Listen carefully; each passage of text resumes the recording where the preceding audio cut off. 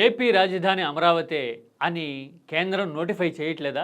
చేయడానికి technical reasons ఏమైనా అడ్డుపడుతున్నాయా? ఇదిగో ఇప్పుడు మీరు చూస్తున్న ఈ న్యూస్ క్లిప్ చూస్తే అవునన్న సమాధానమే వస్తుంది. నోటిఫై చేయండి అని ఏపీ ప్రభుత్వం అడిగితే కేంద్రం 2 టెక్నికాలిటీస్ రైజ్ చేసింది. అవేంటంటే, ఒకటి 2024 నుంచో ఎప్పటి నుంచో అమరావతిని నోటిఫై చేస్తే గనక అంతకుముందు కేంద్రం ఇచ్చిన నిధుల్ని ఎలా చూపించాలి, రాజధాని కాకమునుపు నిధులు ఇస్తే గనక లీగల్ హర్డిల్స్ ఉంటాయి కదా అని అడుగుతూ ఉంది. అలా కాకుండా ఏపీ చెప్తున్నట్టుగా 2014 నుంచి నోటిఫై చేస్తే గనక అదేంటి, ఉమ్మడి రాజధానిగా హైదరాబాద్ ఉంది కదా, ఉన్నా కూడా ఏపీలో రాజధాని కోసం సొమ్ములు ఎలా ఇచ్చారు అని అడుగుతారు మమ్మల్ని అని కేంద్రం చెబుతోంది అని ఈ కథనంలో రాశారు. మరి ఇందులో వాస్తవం ఎంత, ప్రాక్టికాలిటీ ఎంత అనేది వెరీ సూన్ మనకు తెలియబోతోంది. మీడియాలో ఒక సెక్షన్ కావాలని ఇలాంటి వార్తలు రాసే పరిస్థితి లేదు కాబట్టి వాస్తవాలు తెలియడానికి, పరిస్థితిని డిటర్మైన్ చేసుకోవడానికి కాస్త టైం పట్టొచ్చేమో. టెక్నికల్ ఇష్యూస్ ఉన్నాయి.